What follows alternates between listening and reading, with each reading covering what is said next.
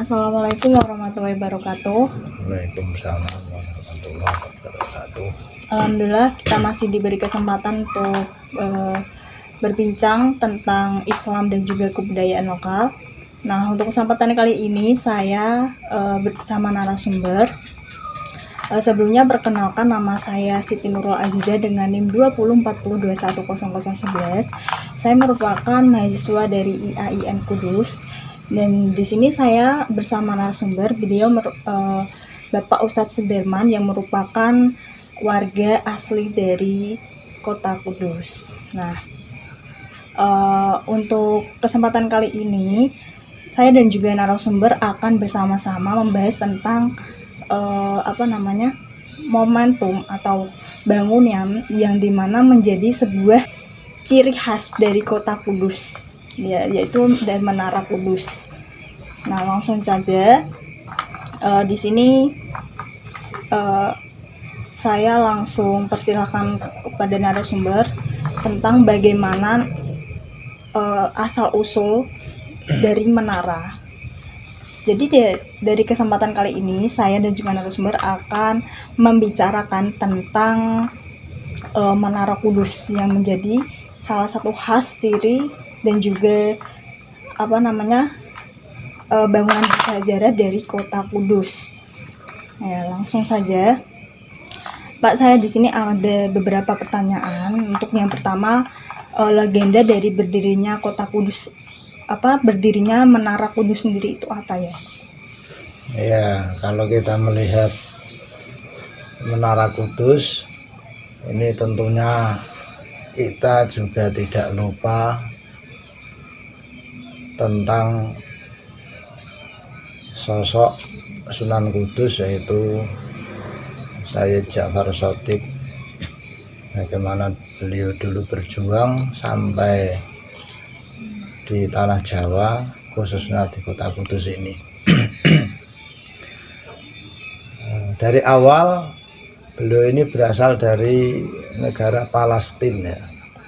Sayyid Ja'far Shothiq ini berasal dari Palestina, kemudian ditugas oleh sang guru dari Palestina membawa batu bata, membawa sebuah batu yang tentu saja dibawanya beliau ditugas untuk ke Asia.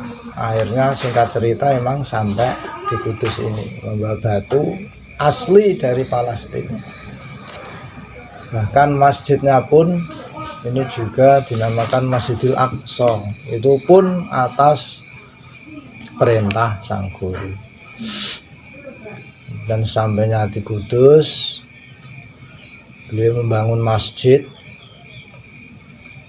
Kemudian ada juga menara, yang mana menara ini sangat melegenda dari sisi adat, agama maupun dari sisi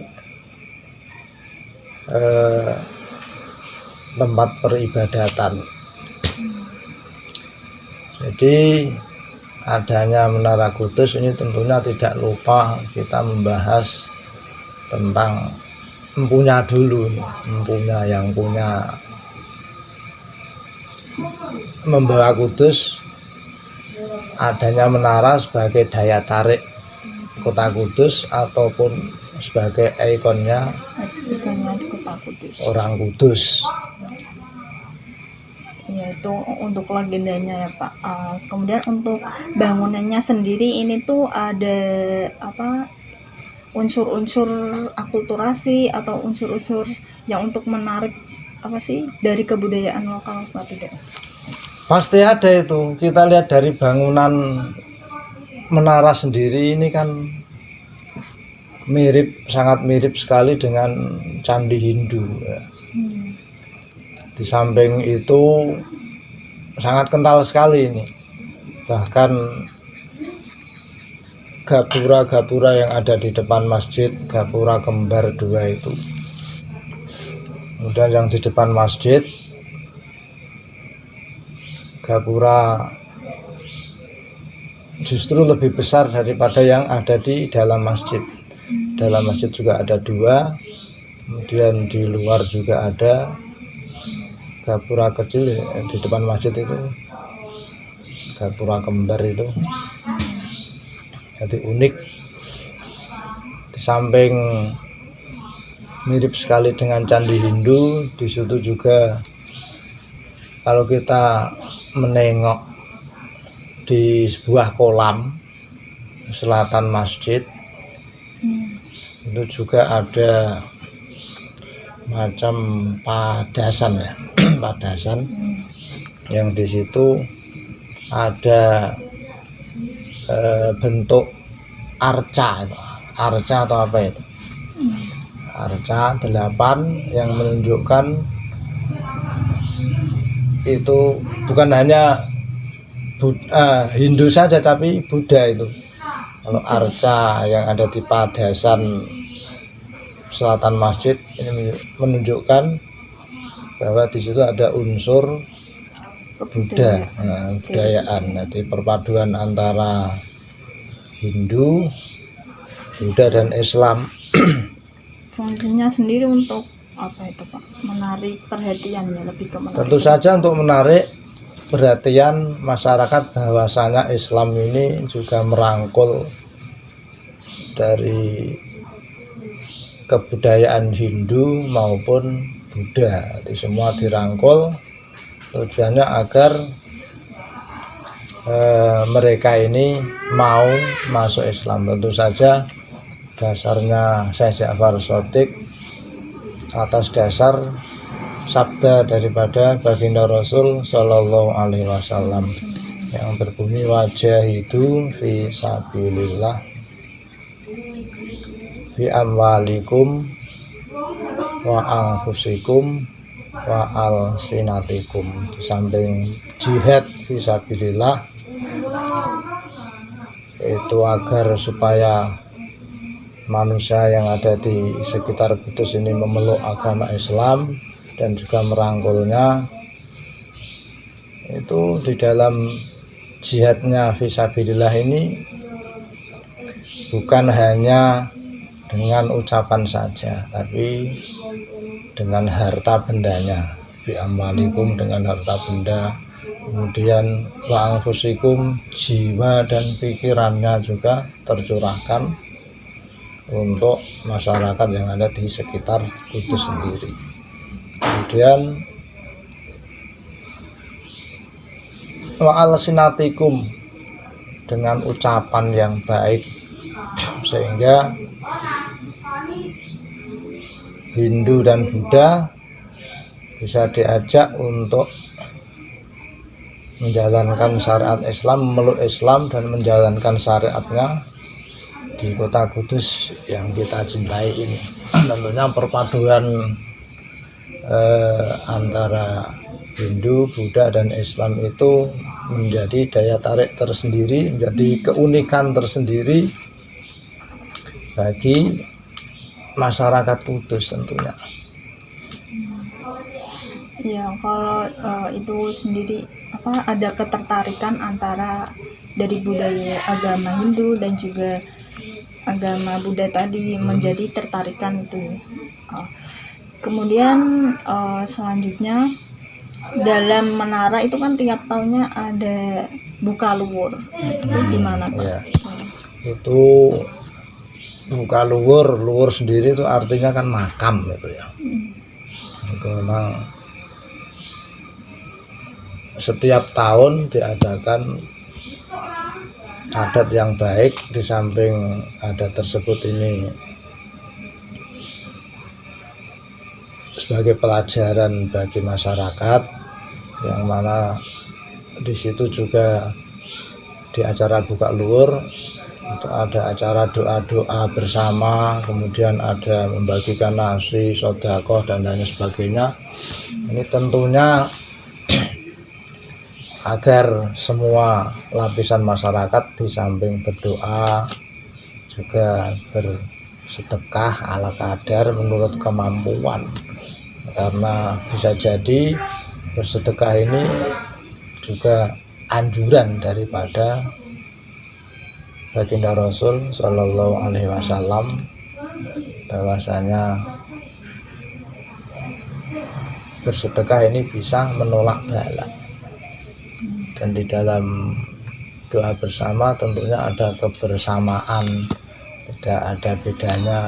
Dalam satu doa ini harus orang kaya atau orang miskin, semua sama, bersama-sama berdoa pada leluhur atau cikal bakal yang ada di Kudus, yaitu di dalam Sunan Kudus. Walaupun sebetulnya sebelum Sunan Kudus ini sudah ada perjuangan Islam yang dilakukan oleh Kiai Telingsing. Cuma mungkin Kiai Telingsing dulu ini tidak sehebat Sunan Kudus, karena mungkin Sunan Kudus ini bisa merangkul semua lapisan. Beliau bisa memperbarui di dalam perjuangan Islam atas dasar wajahidu fi sabilillah bi amwalikum wa anfusikum wa alsinatikum. Jadi untuk Menara Kudus itu selain menjadi ikon juga menjadi tempat ibadah dan juga menjadi bukti bahwa Islam menyebar di kota Kudus gitu ya. Untuk selanjutnya, adakah saran atau pesan untuk masyarakat Kudus agar menara ini bisa lebih dilestarikan ke depannya?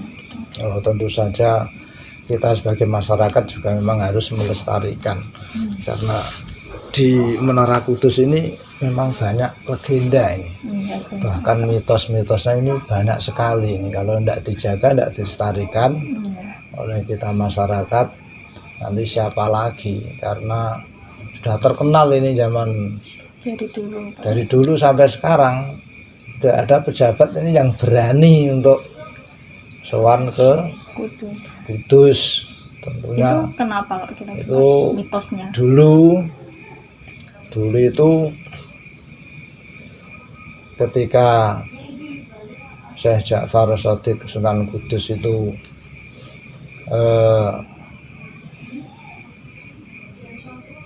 mendidik Arya Penangsang supaya dia menjadi orang yang besar, menjadi orang yang hebat. Tapi sayang Arya Penangsang ini tidak mau mengikuti apa yang disampaikan oleh Sunan Kudus. Kemudian Damar Wulan atau Sultan Hadiwijoyo ini yang orang biasa, rakyat biasa, tapi dia mengikuti Sunan Kalijaga. Kemudian dia menjadi orang yang besar. Kemudian di pintu masuk makam itu Syekh Ja'far Shadiq memasang suatu azimat lah, itu yang namanya Kolo Cokro. Ini Kolo Cokro namanya ini. Jadi di pintu masuk makam itu ada sebuah gapura, itu di atasnya ini dipasang oleh Sunan Kudus Kolo Cokro. Jadi barang siapa pejabat yang masuk, maka dia akan lengser dari jabatannya. Apalagi pejabat-pejabat yang tidak amanah, pejabat-pejabat yang memakai atribut pakaian kebesarannya. Ini karena Sunan Kudus tidak menyukai para pejabat-pejabat yang tidak amanah, yang memakai atribut kebesaran pangkatnya. Jadi sehingga sampai sekarang pun seorang presiden pun tidak ada yang berani. Bahkan Gus Dur sendiri ini pernah sowan ke Sunan Kudus, ini kenyataannya juga lengser. Ini termasuk mitos. Untuk melestarikannya tentu saja kita juga di samping berwasilah kepada Sunan Kudus, kita ikut menjaga,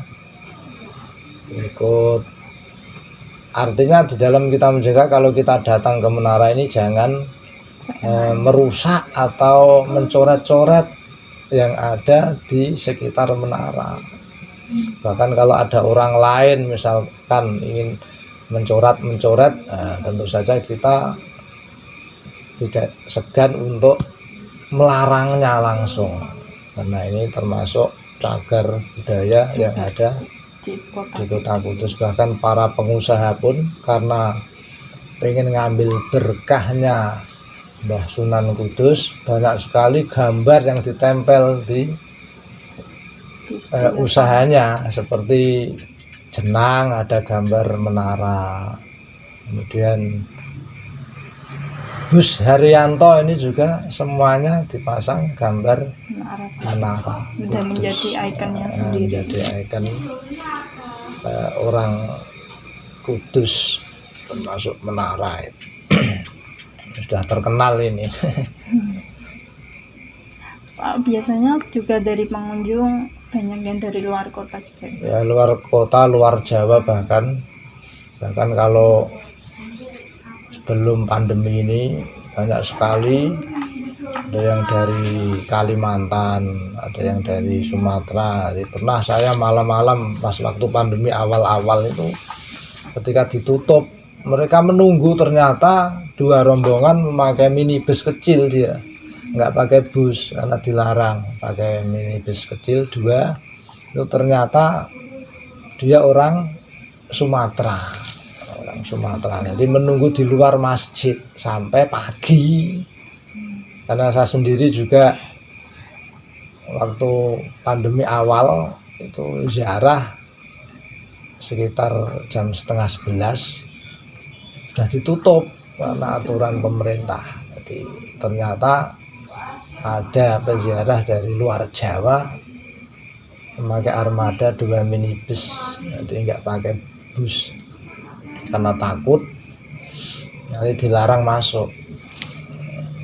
Tapi ternyata memang dia bisa lolos berziarah, cuma menunggu ketika habis waktu subuh. Iya, kalau yang untuk saat ini kan Kudus lagi banyak COVID, lagi parah-parahnya pandemi. Untuk pengunjung sendiri, kebijakan dari menara gimana Pak? Pengurus dari menara.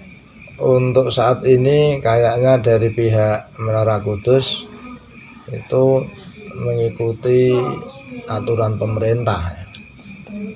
Di samping mengikuti aturan pemerintah, jam-jam yang ditentukan, masuknya pun itu harus melalui proses prokes, pakai protokol kesehatan, antara lain ya pakai masker, mencuci tangan sebelum masuk, dan itu pun sudah dilaksanakan oleh pihak panitia menara. Kemudian kalau berjamaah masuk masjid itu ada penjaga khusus, kalau tidak pakai masker tidak boleh masuk masjid.